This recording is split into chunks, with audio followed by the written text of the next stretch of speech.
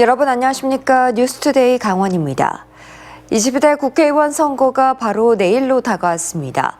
이번 총선에서는 사전투표율이 역대 총선 가운데 가장 높았는데요. 본투표에서 지지층 결집도와 막판 부도층의 표심이 최대 변수로 꼽히고 있습니다. 백승호 기자가 보도합니다.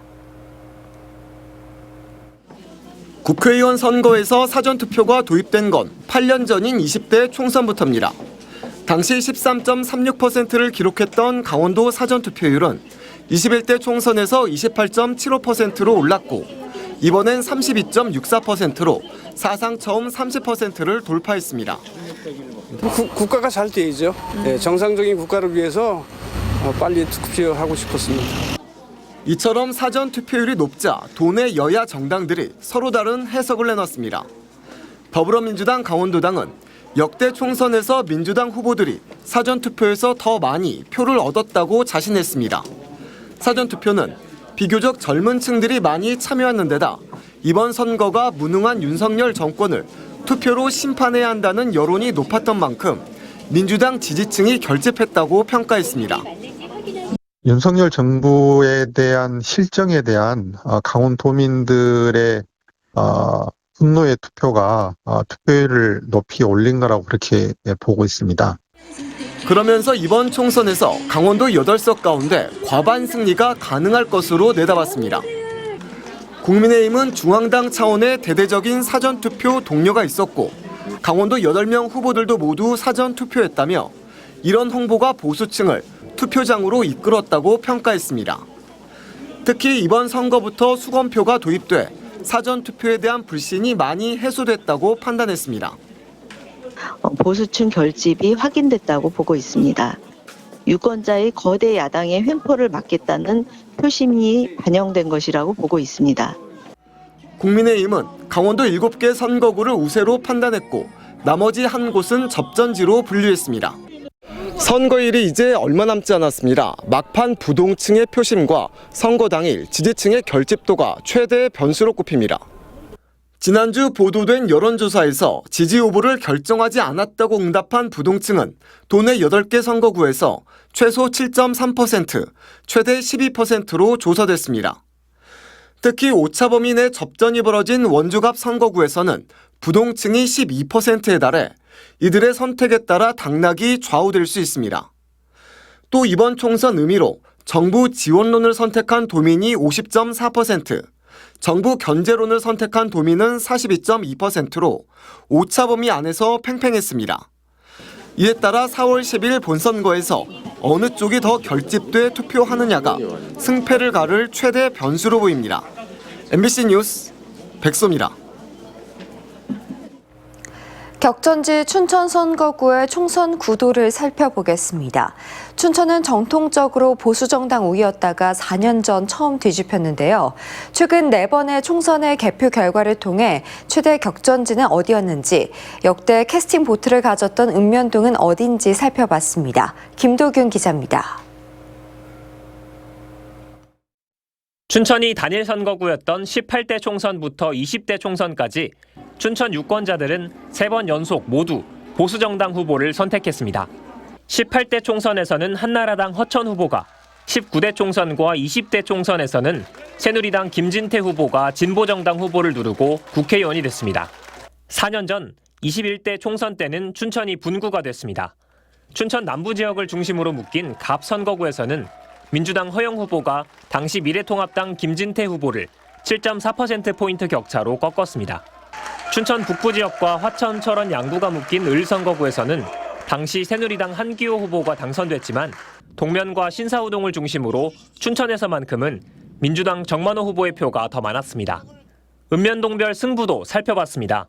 최근 4번의 총선에서 교동과 신부급, 서면에서는 보수 후보가 4번 모두 승리했고 춘천에서 인구가 가장 많은 석사동과 퇴계동은 19대 총선 이후 3번 연속 진보 후보가 득표 1위였습니다.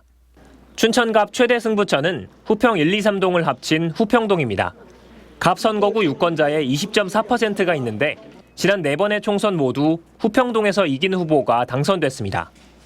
아무래도 인물 위주로 뽑고 공약 위주로 뽑아야 되는데 그 공약이 잘 지켜져야 되는데 그게 잘 지켜질지 그게 좀 걱정이 되긴 하죠. 강남동도 1위와 2위 격차가 모두 4%한 경합을 벌인 격전지였는데 18대 총선을 제외하면 3번은 강남동에서 이긴 후보가 선출됐습니다. 춘천 을 지역에서도 지난 총선을 제외하고 신사우동에서 이긴 후보가 모두 당선됐습니다. 하지만 이번 총선에서는 예측이 더 힘들어졌습니다. 4년 전에 비해 인구가 강남동은 8,000명, 신사우동은 5,000명 늘었기 때문입니다. 인구 증감에 따른 판세가 어떤 후보에게 유리할지 4월 10일 결정됩니다. MBC 뉴스 김도균입니다.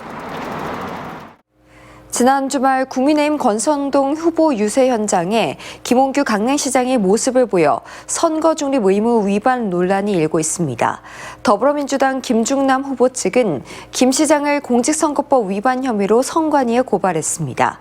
김 시장은 업무 처리 과정에서 동선이 겹친 것뿐이라고 해명했습니다. 박은기 기자가 보도합니다. 더불어민주당 김중남 후보 선거본부 관계자들이 강릉시 선관위를 찾았습니다. 지난 6일 오후 권성동 후보의 주문진 유세장에 김홍규 강릉시장이 나타나 주민들과 인사를 나눈 것에 대해 공직선거법 위반 여부를 신속히 조사해달라는 고발장을 접수한 겁니다. 특정 후보의 유세장에만 나타나 유권자와 접촉한 것만으로도 강릉시장이라는 지위를 통해 선거에 영향을 미치는 행위라는 주장입니다. 저희 이 유세장이나 운동원들한테 접근하여 공정하게 이 형평성 맞게 그렇게 격려와 응원을 하였다면은 문제가 될 것이 없습니다. 그러나 일반적으로 보았을 때 한쪽에 편향되게 공직선거법 제9조에서는 시장 같은 공직자는 정치적 중립을 지켜야 하고 선거에 부당한 영향력을 행사하면 안 된다고 명시하고 있습니다. 이에 대해 김홍규 시장은 지난해 부활한 주문진 5일장 현황과 동해북부선 주문진역 입지 확인을 위해 주문진을 방문 중이었고 통로를 지나다 유세 현장을 마주친 것뿐이라고 설명했습니다. 특히 권 후보를 지지하는 등의 어떤 정치적 행위도 한 적이 없다며 주민들을 만나 인사를 나눈 것이 무슨 문제냐며 주말이나 공휴일에도 시장 업무를 챙기는 과정 중 우연히 동선이 겹친 것을 악의적으로 몰고 있다는 불쾌감을 드러냈습니다. 관여할 이유도 없고 내 일을 했을 뿐입니다. 선거가 있다고 해서 시장이 일을 하지 않는다는 것은 그거야말로 직무유기다. 그리고 선거하고 나하고 무슨 상관이 있습니까? 선거는 후보자들이 시민들과 하면 되는 거고. 공식 선거운동이 막바지에 접어들면서 캠프 간 고소, 고발이 난무하는 가운데 특정 단체장이 선거법 위반으로 고발된 것은 강원도 내에선 처음입니다. 선관위에서 어떤 판단을 내릴지 관심이 주목되고 있습니다. MBC 뉴스 박은지입니다. 강원도 선거관리위원회가 허위 사실을 유포한 혐의로 국회의원 선거 예비 후보자의 사무장을 경찰에 고발했습니다. 이 사무장은 당내 경선에서 상대 후보자에게 불리한 여론을 조성할 목적으로 타 후보자가 의뢰한 불법 여론조사가 검찰에 송치된 사실이 있다라는 성명서를 지역 언론기자 등 68명에게 전자우편으로 보낸 혐의를 받고 있습니다. 선거법에는 허위 사실을 공표하면 5년 이하의 징역이나 1,000만 원 이하의 벌금에 처한다고 돼 있습니다. 흔히 젊은 층이 민주당계 정당에, 중년 이후 유권자는 국민의힘 계열 정당에 표를 준다는 인식이 있습니다. 그럼 젊었을 때 민주당계 정당에 투표하다가 나이가 들면 지지 성향이 바뀌는 걸까요? 원주시 갑과 을 두 개 지역구에서 나온 10년 동안의 총선 여론조사를 바탕으로 확인해봤더니 결과가 조금 달랐습니다. 이병선 기자입니다. 여기 가상의 원주 시민 4사람이 있습니다. 1958년생, 이른바 58년 개띠 박영자. 1971년생 X세대 이성호. 1982년생 김지영. 마지막으로 1993년생 최지훈입니다. 이들은 지난 10년 동안 총선 여론조사에서 어떤 정당, 어떤 후보를 지지했을까요? 혹시 나이가 들어감에 따라서 다른 성향의 지지를 하게 되었을까요? 각 선거, 총선 직전 여론조사를 통해 살펴보겠습니다. 태장동에 사는 58년 개띠 박영자 씨는 53살이던 2012년에 당시 새누리당 후보였던 김기선 후보를 지지했습니다. 65살이 된 지금도 국민의힘 소속인 박정하 후보를 지지합니다. 단구동에 사는 영자 씨의 친구들은 20대 총선에서 크게 고민했지만 이후로는 국민의힘에 믿음을 보입니다. 50대까지만 해도 투표 성향이 비교적 유동적이었다면 지금은 꽤 굳어져 있는 것 같습니다. 젊은 세대는 어떨까요? 이른바 에코붐 세대 93년생 최지훈 씨와 82년생 김지영 씨 친구들도 나이가 들수록 이전에 지지한 정당을 선택하는 경향이 강해졌습니다. 단계동에 사는 지영 씨는 시종일관 민주당을 지지했습니다. 2012년만 해도 다른 선택을 한 친구들이 제법 있었지만 시간이 지날수록 한쪽 방향으로 기울어졌습니다. 반곡관설동 93년생 지훈 씨가 밀어준 후보는 2번 다 당선됐습니다. 2016년에는 새누리당 이강후 후보를, 2020년에는 더불어민주당 송기현 후보를 밀어줬는데요. 이번에도 송기현 후보를 지지하고 있습니다. 앞선 세 사람은 나이가 들수록 이전의 선택을 강화하는 모습을 보였는데 X세대 71년생 성호 씨는 어떨까요? 지난 10년 사이 성호 씨 친구들은 40대였다가 50대가 되면서 중년에 들어섰는데 일반적인 편견대로라면 50대부터는 지지 성향이 좀 더 보수적으로 바뀌어야 합니다. 하지만 58년 개띠 박영자 씨가 53살에 새누리당을 선택한 것과 달리 52살이 된 X세대 성호 씨 친구들은 민주당을 지지하는 경향을 유지하고 심지어 더 강해지기도 합니다. 나이가 지지정당 선택의 결정적인 요소는 아니라는 겁니다. 그보다는 처음 정치에 관심을 갖고 투표하던 시점에 생긴 지지 성향이 오래도록 유지된다는 쪽에 가깝습니다. 이전 세대에서는 성별 불문하고 20대가 민주당계에 몰표를 줬지만 최근 몇 차례 선거에서 20대 남성이 국민의힘 계열에 표를 던졌다는 것도 이를 방증합니다. MBC 뉴스 이병선입니다. 의대생들의 무더기 유급을 피하기 위해 강원대의대가 학사 일정을 고려해 오는 22일 수업을 시작하기로 결정했습니다. 한림대의대는 현재 의대본과 2학년 학생 중 2명이 수업을 듣고 있지만 수업 거부를 선택한 학생들에 대한 재개강 시기는 아직 확정되지 않았다고 밝혔습니다. 최소 수업 일수를 맞추지 못할 경우 의대생들의 대규모 유급 사태가 우려되자 경북대와 전북대 의대 등 일부 대학은 어제 수업을 재개했습니다. 공보위 파견으로 의료 공백이 가시화되고 있는 강원을 포함한 전국 보건소와 보건지소에서도 비대면 진료가 한시적으로 허용됩니다. 비대면 진료 대상은 보건진료소를 제외한 보건소와 보건지소로 보건복지부의 시범사업 지침에 따라 빠르면 이달 말부터 시행될 예정입니다. 앞서 정부의 비상진료 대책으로 지난 2월부터 보건소를 제외한 모든 의료기관에서 비대면 진료가 허용됐고 전국적으로 100명이 넘는 공보위가 주요 대학병원에 파견되면서 농어촌 지역의 의료 공백 문제가 제기됐습니다.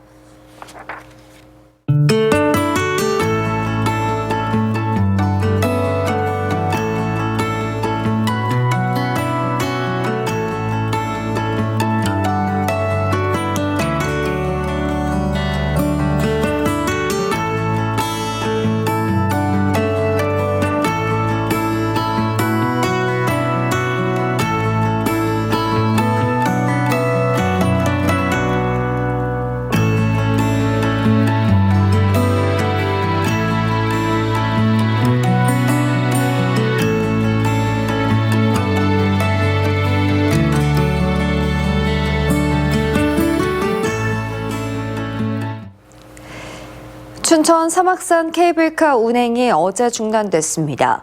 케이블카 출입문에서 이상 신호가 3차례 감지돼 알람이 울리자 운영사는 운행을 일시 중단하고 케이블카에 타고 있던 승객 90여 명을 모두 하차시켰습니다.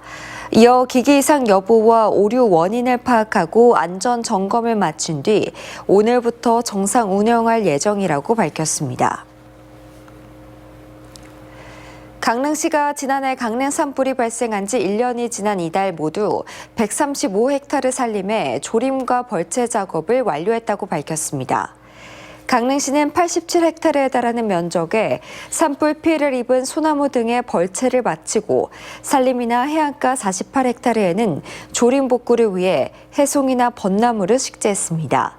또 산불 발생 시 확산의 최소화를 위해 내륙 지역 산림에는 산수유와 삼번나무, 밤나무 등 활렵수를 식재하고 있습니다.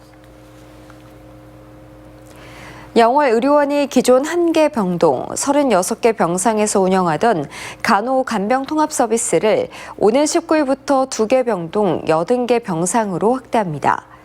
간호-간병 통합 서비스 병동에서는 의료원 소속의 간호사, 간호조무사, 요양보호사가 24시간 간병을 포함한 입원 서비스를 제공해 환자가 간병인을 고용하거나 가족이 간병을 맡아야 하는 부담을 줄일 수 있습니다. 이번 간호-간병 통합 서비스 확대는 보건복지부 지원 사업에 선정돼 이뤄졌습니다. 법원이 양양공항 거점 항공사 플라이강원의 기업 매각을 진행할 수 있는 기한을 한 차례 더 연장했습니다. 서울회생법원은 플라이강원에 대한 기업회생 계획안의 제출 기한을 기존 5일에서 다음 달 3일로 연장했다고 밝혔습니다. 지난해 기업회생 절차에 들어간 플라이강원은 앞서 2차례 공개 매각이 무산됐으며 현재 복수의 기업과 기업 매각을 위한 협상을 진행하고 있습니다. 원주시 역사박물관에서 비지적 문화재인 그림 한 점이 사라져 경찰이 수사에 나섰습니다. 사라진 그림은 조선 후기 평양에서 주로 활동한 석연 양규운이 갈대와 기러기를 함께 그린 노안도로 지난 2001년 박물관이 구매해 전시해왔습니다. 박물관은 지난해 12월 8일 민속생활실에 전시돼 있어야 할 노안도가 사라진 사실을 뒤늦게 확인해 신고했고 경찰은 주변 CCTV를 확인하는 등 4개월 넘게 수사를 진행하고 있습니다. 박물관이 추정하는 도난 시점이 11월 20일에서 12월 8일 사이로 광범위하고 전시 중이던 노안도를 비추는 CCTV도 없었습니다. 산악 자전거 코스로 인기가 높은 정성군 신동읍에 자전거 길이 만들어집니다. 정성군은 폐광지역 발전기금 29억 원을 들여 신동읍 조동리 석한촌 일원에 산악 자전거를 즐길 수 있는 2.8km의 데크로드를 설치할 계획입니다. 이상으로 뉴스를 마칩니다. 시청해주신 여러분 고맙습니다.